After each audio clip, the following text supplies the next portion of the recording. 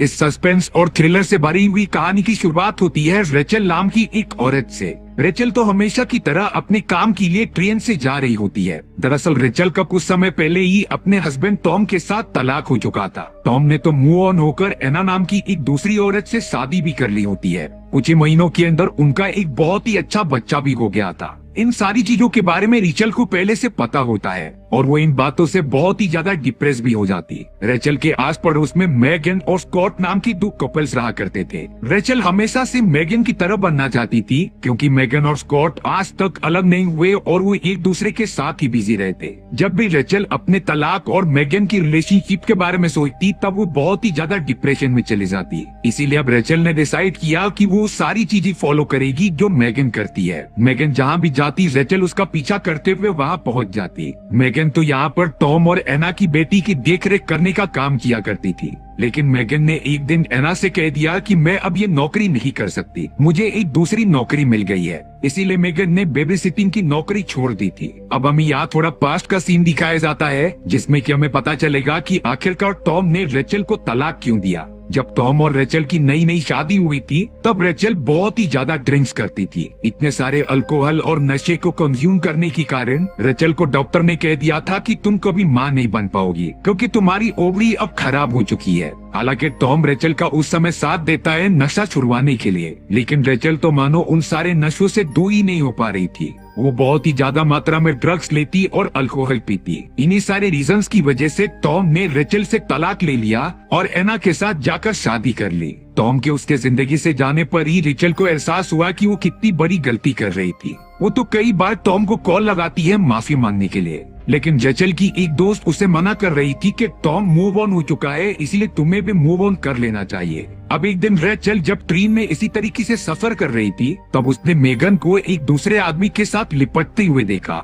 Rachel ये बिल्कुल भी नहीं चाहती थी कि उसकी तरह मेगन और स्कॉट की भी रिलेशनशिप में कोई दरार आए, इसीलिए वो तुरंत ही ट्रेन से उतरकर मेगन के पास जाने लगी थी। रेचल तो इस वक्त भी एकदम नशे में होती है। यहाँ हमें एक बात पता चली कि रेचल को एक बीमारी थी कि जब भी वो नशे में होती वो एक ब्लैकआउट जोन में चली जाती। इस ब्लैकआउट जोन ने उसने क्या किया और उसके साथ क्या हुआ रेचल को बिल्कुल भी नहीं आइडिया होता। अब जैसे ही रेचल मेगन के घर पर पहुंची वो ब्लैकआउट जोन के अंदर चली गई और अब उसके बाद उसे बिल्कुल भी अंदाजा नहीं था कि वो क्या करेगी और कहाँ जाएगी। सुबह होने पर जब रेचल की आंखें खुली तब उसकी पूरी बॉडी पर खून लगे हुए थे। रेचल को ये बिल्कुल भी नहीं समझता कि आखिर ये खून कहाँ से आया। उसके बॉडी पर तो कहीं भी कट नहीं लगा होता। रेचल इन सारी चीजों को बुलाकर जल्द से जल्द अपने आप को साफ करके अपने काम पर निकल जाती है। अब उसी ट्रेन के अंदर रेचल को टॉम की वो बॉस मिली थी जो एक समय पर टॉम के घर पर आई थी पार्टी के लिए, लेकिन रेचल की पीने की आदत अभी भी छूटी नहीं होती। पार्टी के अंदर तो रेचल ने एक बहुत ही बड़ा तमाशा खड़ा कर दिया और टॉम के बॉस की बहुत ही ज्यादा बेइज्जती की, जिसकी वजह से टॉम के बॉस ने उसे नौकरी से निकाल दिया था। इन्हीं सारी चीजों की वजह से टॉम और रेचल के बीच एक तनाव बनने लगा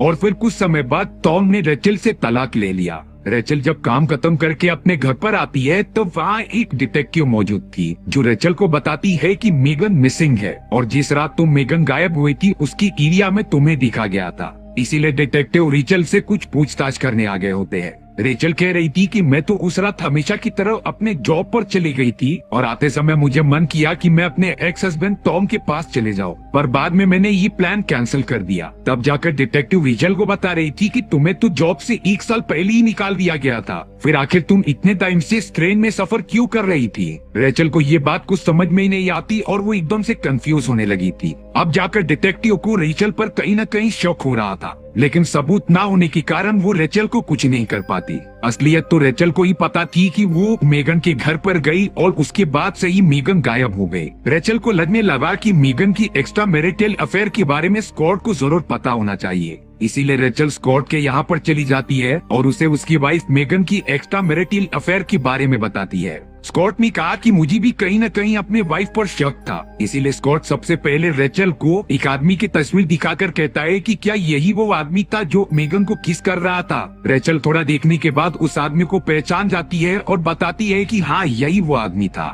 दरअसल यह आदमी मेगन का साइकियाट्रिस्ट होता है और शायद मेगन भी इसी से ही प्यार करती थी। स्कॉट ने ये सारी बातें पुलिस वालों को बता दी होती है, लेकिन जब पुलिस वालों ने उस साइकियाट्रिस्ट को गिरफ्तार किया तब जाकर साइकियाट्रिस्ट तो सीधे सीधे बोल देता है कि मेरा और मेगन का कोई रिलेशन नहीं है, वो तो सिर्फ मेरे पास अपना इलाज कराने आती थी। और अब साइकियाट्रिस्ट के खिलाफ कोई भी सबूत न मिलने के कारण पुलिस को उसे छोड़ना पड़ता है। उस साइकियाट्रिस्ट ने तो पुलिस वालों को उल्टा ये बताया था कि मेगन का पति स्कॉट उसे बहुत ही ज्यादा फिजिकली टॉर्चर करता था और इसी मेंटल कंडीशन के ट्रीटमेंट के लिए वो मेरे पास आया करती। इन सारी चीजों के बाद पुलिस वालों का शक स्कॉट पर चला गया। पुलिस वाले तो अब जल्द से जल्द स्कॉट को गिरफ्तार कर लेते हैं। स्कॉट रेचल पर बहुत ही ज्यादा गुस्सा हो रहा था क्योंकि उसी की वजह से आज वो जेल जा रहा है। पर यहाँ रेचल का शक अभी भी उस डिटेक्टिव के ऊपर था, इसीलिए वो एक पेशेंट बनकर उसके पास चली गई थी। वो ये देखना चाहती थी कि ये डिटेक्टिव अपने पेशेंट्स के साथ रिलेशनशिप बनाता है कि नहीं। अब डिटेक्टिव ने रेचल के बारे में उसकी जिंदगी की सारी बातें पूछी। रेचल एकदम भावुक होकर उसे बता देती है, पर इस पूरे डिस्कशन में रेचल को कहीं नहीं लगा कि डिटेक्टिव एक गलत आदमी है। अब यहाँ पर स्कॉट के खिलाफ कोई भी सबूत न मिलने के कारण उसे छोड़ दिया गया था। लेकिन रेचल जैसे ही अपने घर में जाती है तभी स्कॉट वहीं पर मौजूद था। क्यों रेचल पर बहुत ज्यादा गुस्सा हो रहा होता है क्योंकि उसी की वजह से ही स्कॉट जेल में गया। वो तो रेचल को बहुत ज्यादा मारने भी लग जाता है। रेचल तो अब अगले दिन डिटेक्टिव के पास जाकर कह रही थी कि स्कॉट बहुत ही ज्यादा एग्रेसिव है और शायद उसी ने ही मेगन को मारा होगा। पर डिटेक्टिव कहती है कि ऐसा बिल्कुल भी नहीं हो सकता। जिस रात मेगन गायब हुई थी हमें उस रात की स्कॉट की फुटेजेस मिले हैं जो किसी बार में बैठकर मजे कर रहा था, यानी कि स्कॉट ये बिल्कुल कर ही नहीं सकता। अब अगले दिन न्यूज में खबर छपी थी कि मेगन की लाश मिल चुकी है और वो 3 महीने की प्रेग्नेंट थी, जिस बात से रेचल एकदम से शॉक रह जाती है। दरअसल असली मामला ये था कि मेगन को जब पता चला कि वो प्रेग्नेंट है तब वो अपने साइकियाट्रिस्ट के पास जाकर ये सारी बातें बताकर इमोशनल हो चुकी थी और उस समय वो साइकियाट्रिस्ट मेगन के पास ही होकर उसे गले से लगा लेता है। वो तो सिर्फ उसे थोड़ा सा सपोर्ट कर रहा था। डिटेक्टिव और मेगन के बीच में कुछ भी नहीं होता और उस समय ही रेचल ने ट्रेन में बैठकर उन दोनों को साथ में देख लिया होता है, जिसके बाद उसे गलतफहमी हो गई, यानी कि उस डिटेक्टिव ने कुछ भी नहीं किया। अब यार रेचल को कैसे भी पता करना था कि आखिरकार उस रात हुआ क्या होता है। रेचल अपने ट्रेन में टॉम की बॉस को देखती है जो सीधा उसके पास चली गई थी। रेचल टॉम की बॉस से माफी मांगने लग जाती है अपनी उस बेकार बिहेवियर के कारण जो उसने पार्टी में की थी और उसी की वजह से टॉम को अपनी जॉब गंवानी पड़ी। लेकिन टॉम की बॉस खड़ी होकर कहती है कि वो जॉब तुम्हारी वजह से नहीं गई, बल्कि टॉम की तो कंपनी में बहुत ही ज्यादा एक्स्ट्रा मैरिटल अफेयर्स थे और उसके ऊपर हरासमेंट की भी चार्जेस लगे होते हैं, इसीलिए कंपनी ने टॉम को जॉब से निकाल दिया था। और उस पार्टी में तुमने कोई भी हंगामा नहीं खड़ा किया होता, तुम तो एकदम से नॉर्मल थी, पर आखिरकार तुम मुझसे माफी क्यों मांग रही हो। तब जाकर रेचल को इन सारी बातों की सच्चाई पता चलती है। दरअसल रेचल जो सोचती है कि वो ब्लैकआउट जोन में जाकर कुछ भी हंगामा खड़ा करती, वो ऐसा बिल्कुल भी नहीं होता था। दरअसल रेचल और टॉम जब साथ में थे तब रेचल को पीने की बहुत ही ज्यादा लत थी और जब भी वो नशे में होती टॉम बाकी लड़कियों के साथ काफी ज्यादा अफेयर करता। टॉम ने ही रेचल के मन में गलत बातें बिठाई होती है, जैसे कि जब रेचल बेहोश होती थी तब टॉम उसे बहुत ज्यादा मारता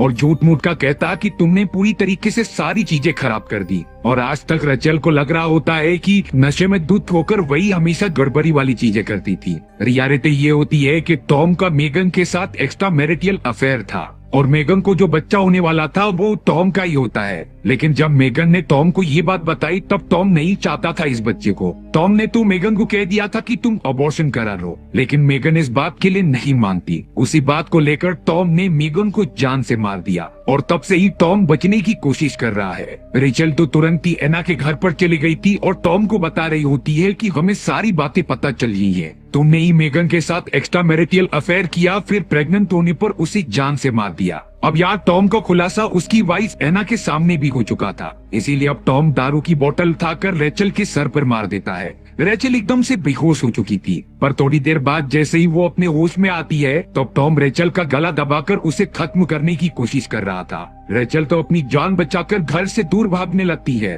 टॉम भी उसका लगातार पीछा कर रहा था। रेचल के हाथ में तो एक नुकीला हथियार आ जाता है जिसकी मदद से वो खुद की सेल्फ डिफेंस के कारण टॉम के पीठ में मार देती है। टॉम तड़प तड़प कर पूरी तरीके से मर गया था। ताज्जुब की बात ये थी कि एना भी रेचल की मदद करती है टॉम को मारने के लिए और अब इतने बड़े मर्डर के केस में रेचल और एना दोनों को ही गिरफ्तार करके पूछताछ करने लेकर आया जाता है। रेचल और एना ने सारी बातें बता दी कि टॉम कैसे एक्स्ट्रा मैरिटल अफेयर कर रहा था और उसी ने ही मेगन की जान ली है। जब ये बात टॉम को पता चली कि हमें सारी सच्चाई पता है, तो वो रेचल और एना पर हमला करने आया और हम दोनों ने सिर्फ सेल्फ डिफेंस में अपनी प्रोटेक्शन के लिए ये सारी चीजें की है। कोई भी एक्स्ट्रा सबूत ना होने के कारण रेचल और एना को बाइज्जत बली कर दिया जाता है। यानी कि रेचल ने आखिरकार अपनी दोस्त मेगन का बदला ले ही लिया और इस तरीके से ये मिस्टीरियस कहानी यहीं पर खत्म हो जाती है। अगर आप डॉक्टर मूवी टेलर चैनल पर नए हो तो चैनल को सब्सक्राइब करके ही जाना, क्योंकि मैं इसी तरीके की मिस्टीरियस और थ्रिलिंग कहानियां लेकर आता रहता हूँ।